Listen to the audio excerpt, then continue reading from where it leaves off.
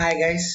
So test number 5 നമ്മളുടെ KS mains test series പ്രോഗ്രാമിന്റെ അഞ്ചാമത്തെ ടെസ്റ്റിന്റെ ആൻസർ കീ ഡിസ്കഷൻ ആണ് നമ്മളിപ്പോൾ ചെയ്യുന്നത്. സോ ടെസ്റ്റ് ആൾറെഡി എല്ലാവരും എഴുതി കഴിഞ്ഞു. പലരും റിട്ടേൺ ആൻസർ എഴുതി തന്നു. സോ ഇവാലുവേറ്റഡ് ആൻസർ ഷീറ്റ് ഞാൻ അയച്ചു തന്നിട്ടുണ്ട്. റാങ്കിങ്ങും കാര്യങ്ങളൊക്കെ നമ്മുടെ ചാനൽ വഴി ഷെയർ ചെയ്ത് കഴിഞ്ഞു. So today I am discussing actually it's a key in a brief, a short session. So the first one. So നമുക്കറിയാം, വൺ സെക്കൻഡ്. സോ ടോട്ടൽ പ്രോഗ്രാമിന്റെ കാര്യം ഞാനൊന്ന് പറയട്ടെ. നമുക്കറിയാം ടോട്ടലി 100 മാർക്കിന്റെ ടെസ്റ്റുകളാണ് ഞാൻ കണ്ടക്ട് ചെയ്യുന്നത്. അതിനകത്ത് 10 മാർക്കുള്ള 10 ക്വസ്റ്റ്യൻസ് ഉണ്ടായിരുന്നു. ഓക്കെ.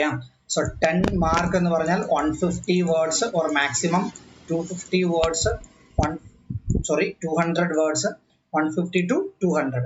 150 എന്ന് വെച്ചാൽ 1.5 പേജ് നിങ്ങൾക്ക് തിങ്ക് ചെയ്യാം. 2 പേജ് മാക്സിമം പിടിച്ചോ, കുഴപ്പമില്ല. 2 പേജിന് മുകളിൽ എഴുതരുത്. That is wastage of time. കാര്യം 10 ക്വസ്റ്റ്യൻ നിങ്ങൾക്ക് ആൻസർ എഴുതണം within that limited period of time. So first question എന്ന് പറയുന്നത്, new biomedical waste management rules will change the way country use to manage waste earlier. Explain. So അതിനകത്ത് പറഞ്ഞിരിക്കുന്ന keyword എന്ന് പറയുന്നത് explain ആണ്. You have to explain something. So എന്താ explain ചെയ്യേണ്ടത്? നമുക്ക് പെട്ടെന്ന് നോക്കുമ്പോൾ we can see that biomedical waste management rule. But ഏത് ബയോമെഡിക്കൽ വേസ്റ്റ് മാനേജ്മെന്റ് റൂൾ? അങ്ങനെ കൺഫ്യൂസ് ആവത്തില്ലേ? കാര്യം 2016, 2018, so before 2016 also we had biomedical waste management rules. So ഏതിനെ കുറിച്ചാണ് ചോദിക്കുന്നത്? New biomedical waste management rules. So how that question is being framed? Question says you that new biomedical waste management rules will change the way country used to manage waste earlier. So നേരത്തെ നമ്മൾ waste എങ്ങനെ manage ചെയ്തിരുന്നോ ആ വേ എല്ലാം change ആവാൻ പോവാ. So some drastic some critical changes is being happen. This statement I have taken from PIB, central ഗവൺമെന്റിന്റെ PIB സൈറ്റിൽ നിന്നാണ് എടുത്തത്. So it is very apt. So government is seeing this particular new amendment or new policy with a new hope. So ഇത് explain ചെയ്യാനാ പറഞ്ഞിരിക്കുന്നത്. Okay. So question അത്രേ ഉള്ളൂ. ഇനി ആൻസർ നമ്മൾ എന്തെല്ലാം എഴുതും? We will write about the new biomedical waste management rule 2018 നമ്മൾ എഴുതും. അതോടൊപ്പം തന്നെ അതിന്റെ ഒരു comparison, look back and say that what all the different features are there in it that make sure that we are going to make a drastic change in the way we are handling the waste in our country. Okay. So ഇതിന്റെ വളരെ details എല്ലാം ഞാൻ നമ്മുടെ answer കീയിൽ കൊടുത്തിട്ടുണ്ട്. എന്തെല്ലാം ഉള്ളതിനകത്ത്, ഒന്ന് March 27, 2019 ആകുമ്പോഴേക്കും biomedical waste generators will have to phase out chlorinated plastic bags. Blood bags ഒഴികെ chlorinated plastic bags. First point. Second one എന്ന് പറയുന്നത്, എല്ലാ ഹെൽത്ത് കെയർ ഫെസിലിറ്റീസിനും വിത്തിൻ 2 years അവരുടെ വെബ്സൈറ്റിൽ ആനുവൽ റിപ്പോർട്ട് അവർ പബ്ലിഷ് ചെയ്യണം related with this waste management. പിന്നെ എന്തോ പറഞ്ഞ്, ബാർകോഡിംഗ് വേണം ഈ വേസ്റ്റ് ജനറേറ്റിങ്ങിനെല്ലാം. GPS സിസ്റ്റം വേണം വേസ്റ്റ് ഹാൻഡിൽ ചെയ്യുന്ന ട്രക്കുകൾക്കും വണ്ടികൾക്കുമെല്ലാം. എന്നാലേ പ്രോപ്പറായിട്ട് അവരെ ട്രാക്ക് ചെയ്യാൻ പറ്റും. So state pollution control board central pollution control ബോർഡിന് റിപ്പോർട്ട് കൊടുക്കണം ആഫ്റ്റർ പ്രോപ്പർ തറവ് എൻക്വയറി അബൌട്ട് ഓരോ ഹെൽത്ത് കെയർ ഫെസിലിറ്റീസും അവർ റിപ്പോർട്ട് സബ്മിറ്റ് ചെയ്യും. ഡിസ്ട്രിക്ട് പൊല്യൂഷൻ കൺട്രോൾ ബോർഡ് അതിനെ അനലൈസ് ചെയ്തിട്ട് സ്റ്റേറ്റിന് ഒരു റിപ്പോർട്ട് കൊടുക്കും. സ്റ്റേറ്റ് അത് അനലൈസ് ചെയ്തിട്ട് സെൻട്രലിന് കൊടുക്കും. സോ പ്രോപ്പർ ആയിട്ട് ഒരു tracking mechanism is devised under this. So pretreat waste also needs to be done wherever it is possible. So answer key നമുക്ക് നോക്കാം. സോ ആൻസർ കീ നോക്കിക്കഴിഞ്ഞാൽ നിങ്ങൾക്കറിയാം, ആൻസർ കീയിൽ ഞാൻ എഴുതിയിട്ടുണ്ട്, you need to explain the meaning of the statement with appropriate facts and analysis. Okay. So biomedical waste management rule 2016 ഉണ്ടായിരുന്നു. അതിനെ amend ചെയ്താണ് 2018 കൊണ്ടുവന്നത്. 18ന്റെ പോയിന്റുകളെല്ലാം ഞാൻ ആൻസർ കീ തന്നിട്ടുള്ളതിനകത്ത് തന്നെ എഴുതിയിട്ടുണ്ട്. ജസ്റ്റ് ഒന്ന് നോക്കാം. Biomedical waste generators including hospitals, nursing Holmes, clinics, dispensaries, veterinary institutions, animal houses, pathological laboratories, blood banks, healthcare facilities, etc. They have to phase out chlorinated plastic bags by March 27, 2019. Then all healthcare facilities, എല്ലാ ഹോസ്പിറ്റൽസും എല്ലാ ക്ലിനിക്കുകളും shall make available their annual report of waste management in their website. Now operators of common biomedical waste treatment. So common biomedical waste treatment operators and disposal facilities shall establish barcoding and GPS. കാര്യം എന്താ, biomedical wastage അത്രത്തോളം careful ആയിട്ട് with all precautions you need to handle, but we could notice some issues in some part of the state, some part of the country, that it is being dumped there and here. So നമ്മുടെ ഹൈവേയിലൂടെയൊക്കെ പോകുമ്പോൾ നിങ്ങൾ ശ്രദ്ധിച്ച് കാണും പലയിടത്തും വേസ്റ്റുകൾ കൊണ്ട് തട്ടിയിരിക്കുന്നത്, including നമ്മുടെ meet, chicken വേസ്റ്റും സ്ലോട്ടറിന്റെ വേസ്റ്റ് എല്ലാം കൊണ്ടിട്ടിരിക്കുന്നത് കണ്ടു കാണും. സോ ഇതുപോലെ തന്നെ ബയോമെഡിക്കൽ വേസ്റ്റും പലരും പലയിടത്തും കൊണ്ട് ഡംപ് ചെയ്യുന്നു. So in order to stop those kind of activities barcoding must ആക്കിയിരിക്കുകയാണ് ഏതിനാണ്, കോമൺ ബയോമെഡിക്കൽ വേസ്റ്റ് ട്രീറ്റ്മെന്റ് ഹാൻഡിലേഴ്സിന്. Okay, state pollution control board after proper study with district pollution control ബോർഡുമായിട്ട് ഡിസ്കഷൻ ചെയ്തിട്ട് സെൻട്രൽ പൊല്യൂഷൻ കൺട്രോൾ ബോർഡിന് proper ആയിട്ട് disperse ചെയ്യണം. Okay, then every occupier, a person having administrative control over the institution and the premises generating biomedical waste. So wherever the premises that is generating biomedical waste shall pre-treat. So നിങ്ങൾ ഇതങ്ങ് ചുമ്മാ dump ചെയ്യല്ല ചെയ്യുന്നത്, you have to pre-treat the laboratory waste, the microbiological waste, blood samples, blood bags through disinfection or sterilization on site. How? In the manner that is prescribed by WHO. Yes or no? So ഇതെല്ലാം ഇതിനകത്ത് വരുന്നതാണ് നമ്മളുടെ പുതിയ biomedical waste management റൂളിന്റെ പോളിസീസിൽ വരുന്നതാണ്. How it is making a change. You have seen that already. Okay.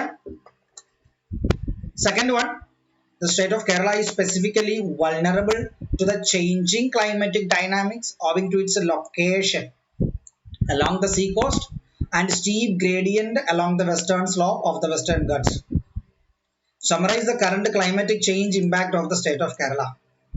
വളരെ important ആയിട്ടുള്ള, വളരെ current relative ആയിട്ടുള്ള, ഓർ നമ്മൾ ഇനിയും ഡിസാസ്റ്റേഴ്സ് പ്രതീക്ഷിച്ചു കൊണ്ടിരിക്കുകയാണ് കേരളത്തിൽ. ആ ഒരു സർക്കംസ്റ്റാൻസസിൽ this question is very important for your KS exam. You must be prepared. either KS മെയിൻസിൽ ചോദിക്കാം ഓർ ഇന്റർവ്യൂവിൽ ചോദിക്കാം. സോ ചോദ്യം ശ്രദ്ധിച്ചോണം. It's a very lengthy statements. Yes or no? So ഈ ലെങ്തി സ്റ്റേറ്റ്മെന്റിന് ഇടയ്ക്കുന്ന എന്താണ് ഇതിന്റെ കീവേഡ്, എന്താണ് ഇവരുടെ ചോദ്യം, what all things I need to be answered, that you need to identify. That is the first thing. Okay.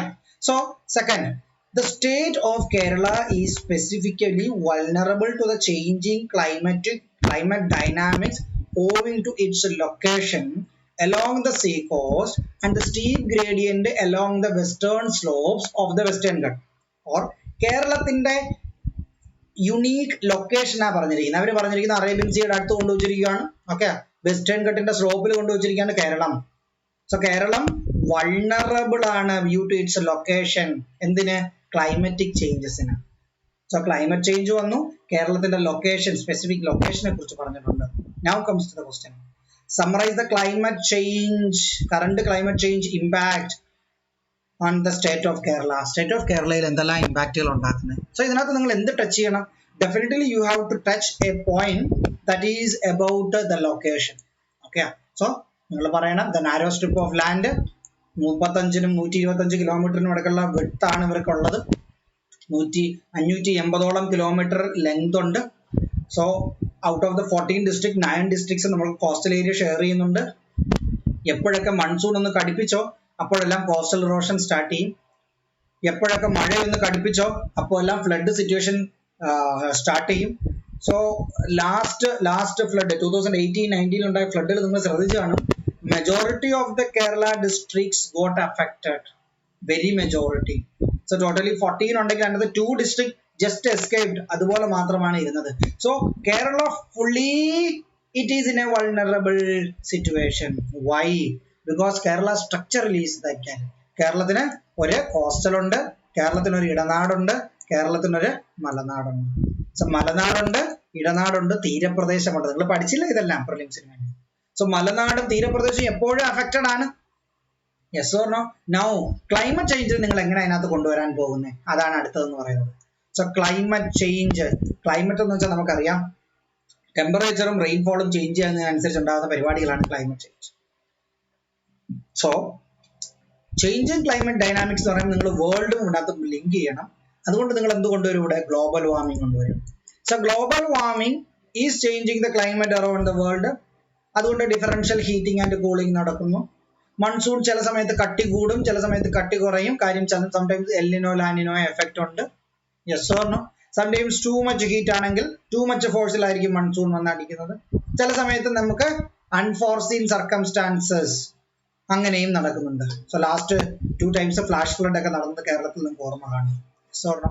അത് മാത്രമല്ല നമ്മുടെ വെസ്റ്റേൺ ഘട്ടിൽ നിന്ന് വരുന്ന സ്ട്രീംസിലെല്ലാം നമുക്ക് ഡാംസ് ഉണ്ട്. So improper management of dams also A reason for flood situation in Kerala. That is affecting Kerala badly. Yes or no? So അതുകൂടാതെ കേരളത്തിൽ നടക്കുന്ന എല്ലാ കാര്യങ്ങളും ഓർ വേൾഡിൽ ഉണ്ടാകുന്ന എല്ലാ സിറ്റുവേഷൻസ് കാരണം, ക്ലൈമറ്റ് സിറ്റുവേഷൻസ് കാരണം, how it is going to impact Kerala. So you need to mention about a cyclone. You need to mention about a tsunami. 2004 tsunami, അങ്ങ് ഉണ്ടായ സുനാമി, സൗത്ത് ഈസ്റ്റ് ഏഷ്യയിൽ ഉണ്ടായ സുനാമി കേരളത്തെയും അഫക്ട് ചെയ്തു. 2004 2004 December time. You might be remembering that. Flood situation, drought situation, sunstroke situation, landslides, famine, storms, pest attack, yes or no? Weed attack, forest fires, coastal inundation, tidal breach, disease outbreak, blah blah blah blah blah. Okay, so എന്തെല്ലാം നിങ്ങൾക്ക് link ചെയ്യാമോ നിങ്ങൾക്ക് link ചെയ്യാം. നിങ്ങൾക്ക് തന്നെ മനസ്സിലാവും ഇതിനകത്തുള്ള most of the പോയിന്റ്സും ടുഡേ, ഇന്ന് നിങ്ങൾ ക്ലാസ് കാണുന്ന ദിവസം പോലും it's very important. Okay, answer key നമുക്ക് ജസ്റ്റ് ഒന്ന് നോക്കാം. സോ ഇതെന്ന് പറയുന്നത് കഴിഞ്ഞ പ്രളയത്തിലെ ഒരു പടമാണ് കൊടുത്തിരിക്കുന്നത്. സോ ഇതെല്ലാം കേരളത്തെ അഫക്റ്റ് ചെയ്യുന്നതാണ്. സോ കേരളത്തിന്റെ ഒരു ജനറൽ കാര്യം പറയണം. സോ കേരളത്തിന്റെ നേരത്തെ നമ്മളുടെ unique selling point or Kerala God's own country എന്ന് പറയാൻ കാരണം ആ കേരളത്തിന്റെ യുണീക് പൊസിഷൻ ആയിരുന്നു. ഓക്കെ, ആ കാര്യം എന്താ, നമുക്ക് എക്സ്ട്രീം ചൂടും ഇല്ലായിരുന്നു, എക്സ്ട്രീം തണുപ്പും ഇല്ലായിരുന്നു, എക്സ്ട്രീം റെയിനും ഇല്ലായിരുന്നു, എക്സ്ട്രീം ഡ്രൗട്ടും ഇല്ലായിരുന്നു. ബിക്കോസ് എപ്പോഴും ഒരു കോസ്റ്റൽ എഫക്റ്റ് നമുക്കുണ്ടായിരുന്നു. പക്ഷെ അതെല്ലാം ഇപ്പൊ പണിയായിക്കൊണ്ടിരിക്കുകയാണ്. ഓക്കെ, മനസ്സിലാവുന്നോ നിങ്ങൾക്ക്? ഈ പോയിന്റ്സ് എല്ലാം നിങ്ങൾക്ക് ഇതിൽ നിന്ന് എടുത്ത് you can make use of that. Now comes to the next one. So ഇതെല്ലാം അതുമായിട്ട് ബന്ധപ്പെട്ടാണ്. നിങ്ങൾക്ക് റീസെന്റ് എക്സാമ്പിൾസ് എപ്പോഴും മെൻഷൻ ചെയ്യണം. സൈക്ലോൺ ഓഖിയെ കുറിച്ച്, റീസെന്റ് ആയിട്ടുണ്ടായ സൈക്ലോൺ അംഫാനെ കുറിച്ച് നിങ്ങൾ മെൻഷൻ ചെയ്യണം. സൈക്ലോൺ മാഹായെ കുറിച്ച് മെൻഷൻ ചെയ്യണം. ദെൻ സുനാമി 2004 ഫ്ലഡ് സിറ്റുവേഷൻസ് എല്ലാം മെൻഷൻ ചെയ്യണം. Third question, explain green technology, nano technology with appropriate example. വളരെ ജനറൽ ആയിട്ടുള്ള, വളരെ കോമൺ ആയിട്ടുള്ള, വളരെ ബേസിക് ആയിട്ടുള്ള ഒരു ക്വസ്റ്റ്യൻ. ഗ്രീൻ ടെക് എന്ന് വെച്ചാൽ എന്താണ്? എനിത്തിങ് പ്രൊഡക്ഷൻ മെത്തേഡോ ഹാൻഡ്ലിംഗ് മെത്തേഡോ സപ്ലൈ മെത്തേഡോ നിങ്ങൾ ഗ്രീൻ ആക്കി കഴിഞ്ഞാൽ ദാറ്റ് ഈസ് ഗ്രീൻ. നാനോയിൽ നിങ്ങൾ നാനോ സ്കെയിലുള്ള 10⁻⁹ സ്കെയിലുള്ള നാനോ സ്കെയിലുള്ള കാര്യങ്ങളായിരിക്കും നിങ്ങൾ ഹാൻഡിൽ ചെയ്യുന്നത്. That's it. So nano technology ചിലപ്പോൾ അത് ബയോളജിയിൽ വരും, ബയോളജിയിൽ തന്നെ ബോട്ടണി സുവോളജിയിലെല്ലാം വരും, മെഡിക്കൽ ഫീൽഡിൽ വരും, നിങ്ങളുടെ ടെക്നോളജിക്കൽ ഫീൽഡിൽ വരും, നിങ്ങളുടെ സ്പേസ് ഫീൽഡിൽ വരും, നിങ്ങളുടെ ഫുഡ് ഫീൽഡിൽ വരും. Everywhere it is there nano technology. Okay, മനസ്സിലായോ നിങ്ങൾക്ക്? കീ നമുക്ക് നോക്കാം. Green tech refers to a type of technology that is considered environmentally friendly. Environmentally friendly എന്ന് വെച്ചാൽ എപ്പോഴും ഗ്രീൻ ആയിരിക്കണം. Based on its production process or its supply chain. Green tech, which is an abbreviation of green technology, can also refer to as clean energy production. Clean energy production is the use of alternative fuels instead of our fossil fuels. Yes or no? നിങ്ങൾക്ക് ഇത് വായിച്ചു നോക്കാം. Nanotechnology എന്താ? The manipulation and manufacture of materials and the devices on the scale of atoms or small groups of atoms. Okay, so nanotechnology നിങ്ങൾക്ക് വായിച്ചു നോക്കാം. നാനോടെക്നോളജിയുടെ കുറച്ച് ആപ്ലിക്കേഷനും എക്സാമ്പിൾ നിങ്ങൾക്ക് എഴുതാം. Fine. There comes the next question, fourth question. Karnataka government has recently invoked National Disaster Management Act 2005 to stringently enforce lockdown. Explain the provisions in the act with respect to the recent situation. ഏതൊരു ഇൻസിഡന്റിലായത് news പേപ്പറിൽ വന്നതെന്ന് വെച്ചാൽ നിങ്ങൾക്ക് ഓർമ്മ കാണും, കാസർഗോഡുമായിട്ടുള്ള border ഒക്കെ മണ്ണിട്ട് മൂടിയായിരുന്നു. റോഡെല്ലാം മണ്ണിട്ട് മൂടി കർണാടക ഒരു എക്സ്ട്രീം സ്റ്റെപ്പ് എടുത്തു. അപ്പോൾ ഒരുപാട് കംപ്ലൈന്റുകൾ ഫയൽ ചെയ്തു. കേരള ഒരുപാട് പൊളിറ്റിക്കലി ട്രൈ ചെയ്തു, സെൻട്രൽ ഗവൺമെന്റിൽ ട്രൈ ചെയ്തു, കോടതി വഴി ട്രൈ ചെയ്തു. So how Karnataka defended the same act? Karnataka said that we are acting on National Disaster Management Act of 2005. So that is giving actually very extreme powers, wide scale powers to the central and the state government to handle a disaster situation. For recent ആയിട്ട് നമ്മുടെ ഡാമിൽ നിന്ന് മണ്ണ് കോരുന്നത്, മണൽ കോരുന്നത് ഒരു issue വന്നപ്പോ, ഒരു corruption പോലൊരു ഇഷ്യൂ വന്നപ്പോ, how our state government defended? State government പറഞ്ഞു ഞങ്ങൾ നാഷണൽ ഡിസാസ്റ്റർ മാനേജ്മെന്റ് ആക്ട് വഴിയാണ് ഞങ്ങൾ ആക്ട് ചെയ്യുന്നത്, ഞങ്ങൾക്ക് ഇവിടെ ഫോറസ്റ്റ് റൂൾസ് ഒന്നും നോക്കേണ്ട കാര്യമൊന്നുമില്ല. സോ ഫോറസ്റ്റ് ഡിപ്പാർട്ട്മെന്റിന് പോലും ഫോറസ്റ്റിന്റെ ഏരിയയിലുള്ള മണ്ണ് വാരുന്നത് സ്റ്റോപ്പ് ചെയ്യാൻ പറ്റില്ല. പക്ഷേ മണ്ണ് വാരാനേ പറ്റും, അത് ഫോറസ്റ്റിന്റെ പുറത്തെടുത്തോണ്ട് പോകാൻ പറ്റത്തില്ലായിരുന്നു. Yes or no? Okay, leave about that story. So national disaster management act ഉപയോഗിച്ചാണ് നമ്മൾ ഇപ്പോഴത്തെ കൊറോണ സിറ്റുവേഷൻ നമ്മൾ ഹാൻഡിൽ ചെയ്യുന്നത്. വളരെ ഡീറ്റെയിൽ ആയിട്ട് കീ ഞാൻ കൊടുത്തിട്ടുണ്ട്, ഏത് പ്രൊവിഷൻ ആണെന്ന് കൊടുത്തിട്ടുണ്ട്. നമ്മളുടെ കോൺസ്റ്റിറ്റ്യൂഷനകത്ത് ക്ലിയർ ആയിട്ട് ഡിസാസ്റ്റർ പറയുന്നെങ്കിൽ പോലും നമ്മുടെ കൺകറന്റ് ലിസ്റ്റിനകത്തുള്ള പ്രൊവിഷൻസ് കൊടുത്തിട്ടുണ്ട്. നോക്കി വെച്ചോണം. It is very important for our exam. Okay. Fifth question, what do you mean by sustainable development? How sustainable development goal can achieve this target? So sustainable development എന്ന് വെച്ചാൽ sustained ആയിട്ടുള്ള development ആണ് sustainable development. Or ആ development തൽക്കാലത്തേക്കുള്ളതല്ല, ആ development ഒരുപാട് നാളത്തേക്ക് നിൽക്കുന്നത്. For example നമ്മുടെ ഏരിയയിൽ ഒരു ക്വാറി മൈനിങ് ഉണ്ടെന്ന് വെച്ചു. സോ ക്വാറി മൈൻ ചെയ്ത് തീർന്നു കഴിയുമ്പോൾ തീർന്നു ആ ഡെവലപ്മെന്റ്. സോ അത് സസ്റ്റൈനബിൾ ഡെവലപ്മെന്റ് അല്ല. Are you getting that? So sustainable development is it should be there for the future generation also. See, sustainability is development that satisfies the need of the present without compromising the capacity of future generations and guaranteeing the balance between economic growth, care for the environment and the social well-being. So sustainable ആവണമെന്ന് വെച്ചാൽ അത് today's present generation മാത്രമല്ല, next ജനറേഷന്റെ needs കൂടെ മനസ്സിൽ വെച്ചുകൊണ്ട്. For your need you can do exploitation, not for your greed. That is what is sustainable. Sustainable development goals എങ്ങനെയാണ് sustainability achieve ചെയ്യാൻ ഹെൽപ്പ് ചെയ്യുന്നത്? സോ സസ്റ്റൈനബിൾ ഡെവലപ്മെന്റ് ഗോൾസിനെ കുറിച്ച് നിങ്ങൾ മെൻഷൻ ചെയ്യണം. 17 സസ്റ്റൈനബിൾ ഡെവലപ്മെന്റ് ഗോൾ ഉണ്ട്. അത് പോവർട്ടി ഇറാഡിക്കേറ്റ് ചെയ്യുന്നു, guaranteeing healthy life, universalizing access to basic services such as water, sanitation, sustainable energy, support the generation of development opportunity, etc. Okay, so ഇതെല്ലാം നിങ്ങൾക്ക് വായിച്ചു നോക്കാം. വളരെ കോമൺ ആയിട്ടുള്ള ഒരു തീമാണത്. സോ അതാ ഇതിനകത്ത് ഞാൻ no poverty, no hunger, good health and wellbeing, quality education, gender equality, clean water and sanitation, affordable and clean energy, decent work and economic growth, industry innovation and infrastructure, reduced inequality, sustainable cities and communities, responsible consumption and production, climate action, life below water, life on land, peace, justice and strong institution, partnership for the goals. So ingane 17 goals unde SDG sustainable development goal. So you need to handle that UNDP sustainable development. So sixth one is comparing Paris summit and the Kyoto protocol. So you need to critically analyze that. So critically analyze ചെയ്യുമ്പോൾ നിങ്ങൾ എന്ത് ചെയ്യും? You will compare both and you will say how Paris summit is way better than Kyoto protocol. So ഇവിടെ നിങ്ങൾ എന്തെല്ലാം comparison ചെയ്യണം? നിങ്ങൾ അതിന്റെ ടാർഗറ്റ് എടുത്ത് വെച്ച് കമ്പാരിസൺ ചെയ്യണം, മെമ്പേഴ്സിനെ കമ്പാരിസൺ ചെയ്യണം, മെമ്പേഴ്സിന്റെ ടാർഗറ്റിനെ കമ്പാരിസൺ ചെയ്യണം, അതിന്റെ പ്രൊവിഷൻസിനെ കുറിച്ചും കമ്പാരിസൺ കൊണ്ടുവരണം. ഡീറ്റെയിൽ ആയിട്ടുള്ള ഇതിന്റെ ആൻസർ ഇവിടെ കീയിൽ കൊടുത്തിട്ടുണ്ട്. ഇവിടെയും കുറച്ച് പോയിന്റ് ഞാൻ ലിസ്റ്റ് ചെയ്തിട്ടുണ്ട്. പാരീസ് അഗ്രിമെന്റ് 2015, ക്യോട്ടോ പ്രോട്ടോകോൾ എന്നത്തെ when Kyoto Protocol 1997. So Paris Agreement is the world's first comprehensive climate agreement. Although developed and the developing countries were parties of the Kyoto Protocol, developing countries were not mandated to reduce emission. നിങ്ങൾക്ക് ഓർമ്മ കാണും, Kyoto പ്രോട്ടോകോളിനകത്ത് developed കൺട്രീസിൽ agreeing കൺട്രീസിൽ മാത്രമേ strict ആയിട്ട് legally enforceable ആയിട്ടുള്ള quota limit കൊടുത്തിരുന്നുള്ളൂ. Developing കൺട്രീസിന് ഇല്ലായിരുന്നു. കാര്യം അവർ അന്ന് follow ചെയ്തിരുന്ന പോളിസി എന്ന് പറയുന്നത് കോമൺ ബട്ട് ഡിഫറൻഷിയേറ്റഡ് റെസ്പോൺസിബിലിറ്റി ആയിരുന്നു. CBDR കോമൺ ആണ്, ബട്ട് ഡിഫറൻഷിയേറ്റഡ് റെസ്പോൺസിബിലിറ്റി ആണ്. കാര്യം വേൾഡ് ക്ലൈമറ്റ് ചേഞ്ച് ആവുന്നു, ഗ്ലോബൽ വാർമിംഗ് ഉണ്ടാവുന്നു. It is common responsibility for all of us to tackle that. എല്ലാവർക്കും ക്ലൈമറ്റ് ചേഞ്ചിനെ സ്റ്റോപ്പ് ചെയ്യണം, എല്ലാവർക്കും ഗ്ലോബൽ വാർമിങ്ങിനെ റെഡ്യൂസ് ചെയ്യണം. പക്ഷേ റെസ്പോൺസിബിലിറ്റി ഈക്വൽ അല്ല. കാര്യം എന്താ? ഇൻഡസ്ട്രിയലൈസേഷന് ശേഷം who polluted this? Not the colonies but the colonizers. So developed countries ഇന്ന് പറയുന്നത് അവർ അന്ന് ഡെവലപ്പിംഗ് ഫേസിൽ അവർ ഒരുപാട് പൊല്യൂട്ട് ചെയ്തു. അതിന് ഇന്നത്തെ new aspiring countries for developing, so അവരൊരിക്കലും അതിന്റെ പ്രൈസ് പേ ചെയ്യേണ്ട കാര്യമില്ല. സോ പൊല്യൂട്ടർ പേ പ്രിൻസിപ്പിൾ, ആര് പൊല്യൂട്ട് ചെയ്തോ അവർ പേ ചെയ്യണം എന്നൊരു കൺസെപ്റ്റ് ആയിരുന്നു ക്യോട്ടോ പ്രോട്ടോകോളിലുള്ളത്.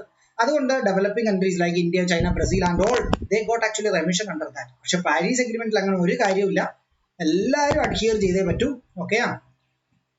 സോ ബാക്കി പോയിന്റുകളൊക്കെ ഇതിനകത്ത് കൊടുത്തിട്ടുണ്ട്, നിങ്ങൾക്ക് വായിച്ച് നോക്കാം, ഡൗട്ട്സ് ഉണ്ടെങ്കിൽ നിങ്ങൾക്ക് ചോദിക്കാം. 7th question, explain the importance of Myristica swamp in Western Ghats ecosystem. So ഇതേപ്പറ്റി ഹിന്ദു ന്യൂസ് പേപ്പറിലൊക്കെ ഒരു ആർട്ടിക്കിൾ ഒക്കെ ഉണ്ടായിരുന്നു, നിങ്ങൾ ശ്രദ്ധിച്ച് കാണും. വെസ്റ്റേൺ ഗട്ട്സ് നമുക്ക് ഒരുപാട് ഇമ്പോർട്ടന്റ് ആണ്. കേരള നമ്മൾ നേരത്തെ കണ്ടത് തന്നെ, ഒരു സൈഡിൽ വെസ്റ്റേൺ ഗട്ട്, ഒരു സൈഡിൽ അറേബ്യൻ സീ ആണ്. സോ രണ്ട് നമുക്ക് ഇമ്പോർട്ടന്റ് ആണ്. വെസ്റ്റേൺ ഗട്ടിലുള്ള ഒരു യുണീക്ക് ആയിട്ടുള്ള ഒരു പ്ലാന്റ് സ്പീഷീസ് ആണ് ഈ മൈരിസ്റ്റിക്ക സ്വാമ്പ് എന്ന് പറയുന്നത്. Myristica swamps are tropical fresh water swamp forest.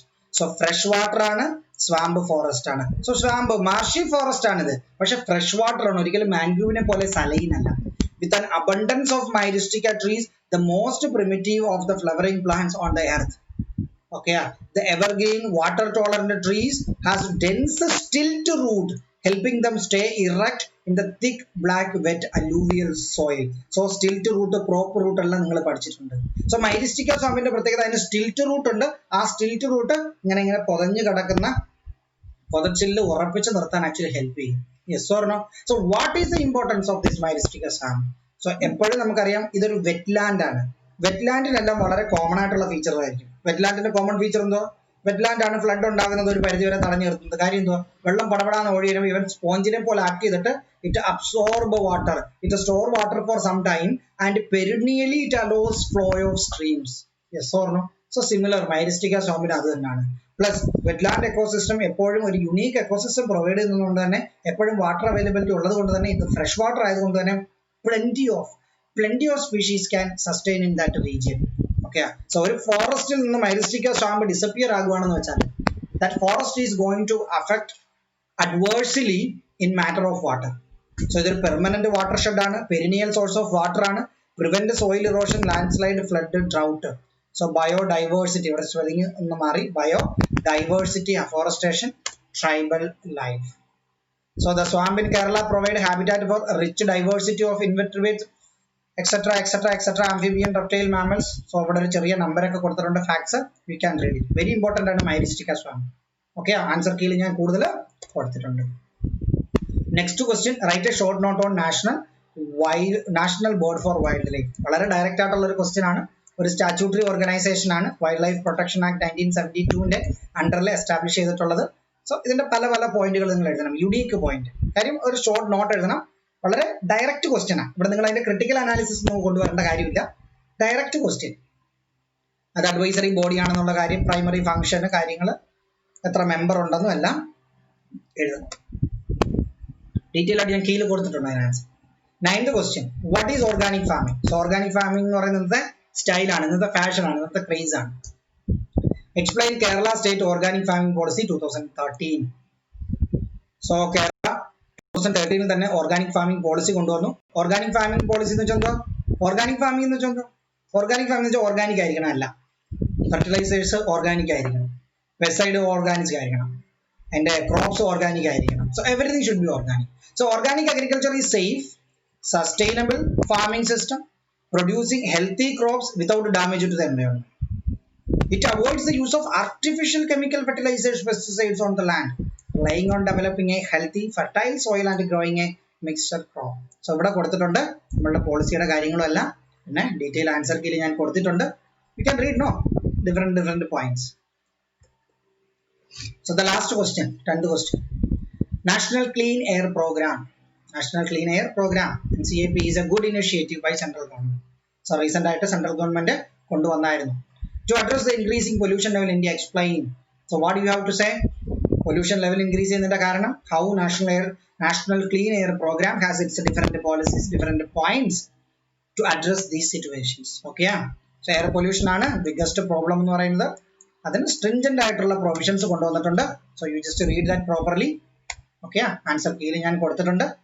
Answer key എല്ലാവർക്കും കിട്ടിയില്ലേ? So 5th question, National Disaster Management നോക്കുന്നോ, സസ്റ്റൈനബിൾ ഡെവലപ്മെന്റ് ഗോൾസും കാര്യങ്ങളും പാരീസ് സമ്മിറ്റ് ഞാൻ എഴുതിയിട്ടുണ്ട് ഡീറ്റെയിൽ ആയിട്ട്. ഇത് മതിയാവുന്നത് വിശ്വസിക്കുന്നു നിങ്ങൾക്ക്.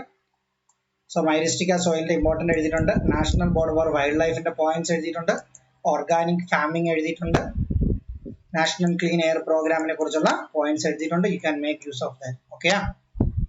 ഓക്കെ, മനസ്സിലായോ നിങ്ങൾക്ക്? എന്തെങ്കിലും ഡൗട്ട് ഉണ്ടോ? ഓക്കെ, സോ നമ്മളൊരു പുതിയ ചാനൽ വഴിയാണ് ഇനി തൊട്ട് കണ്ടിന്യൂ ചെയ്യാൻ പോകുന്നത്. പഴയ ചാനലിൽ ഒരു ചെറിയ മാറ്റം വരുത്തി. സോ കേരള സ്കൂൾ ട്യൂഷൻ എന്ന് പറയുന്ന ചാനൽ എല്ലാവരും ലൈക്ക് ചെയ്യണം, ഷെയർ ചെയ്യണം, സബ്സ്ക്രൈബ് ചെയ്യണം, മറ്റുള്ള നിങ്ങളുടെ ചാനലും നിങ്ങളുടെ ഗ്രൂപ്പുമായിട്ടൊക്കെ ഒന്ന് ഷെയർ ചെയ്യണം. സോ ഇവിടെ നമ്മൾ ഒരു കംപ്ലീറ്റ് പാക്കേജ് ആണ്. ജസ്റ്റ് നമ്മളുടെ KS വേണ്ടിയുള്ള പ്രിപ്പറേഷൻ മാത്രമല്ല, ഇവിടെ കേരള സ്കൂൾ ട്യൂഷൻ, അതായത് കേരള സിലബസിലുള്ള ട്യൂഷൻസ്, ഇവിടെ കേരള SCERT ഇല്ലേ അതിന്റെ ട്യൂഷൻസ്, അത് ഫസ്റ്റ് സ്റ്റാൻഡേർഡ് തൊട്ട് സ്റ്റാർട്ട് ചെയ്യണമെന്നാണ്. പക്ഷേ സെക്കൻഡ് സ്റ്റാൻഡേർഡ് തൊട്ടുള്ള കണ്ടന്റുകളുണ്ട്. എല്ലാ സബ്ജക്റ്റുകളും ഇംഗ്ലീഷ് മീഡിയത്തിന്റെ സബ്ജക്ട് ബുക്സ് തന്നെയാണ് ഡിസ്കസ് ചെയ്യുന്നത്. ഇംഗ്ലീഷ് മലയാളം മിക്സ് ചെയ്ത് നമ്മുടെ അതേ സ്റ്റാൻഡേർഡ് നമ്മൾ മെയിൻറ്റെയിൻ ചെയ്യാൻ ശ്രമിച്ചിട്ടുണ്ട്. So give some support, like ചെയ്യുക, ഷെയർ ചെയ്യുക, സബ്സ്ക്രൈബ് ചെയ്യുക. ഈ ക്ലാസ്സിനെ പറ്റി നിങ്ങൾക്ക് എന്തെങ്കിലും അഭിപ്രായങ്ങൾ ഉണ്ടെങ്കിൽ you just intimate me, you just call me, any doubt, no issue. Okay, so answer എല്ലാവരും എഴുതി കാണുമെന്ന് വിശ്വസിക്കുന്നു. We will meet with the next answer. Okay, thank U.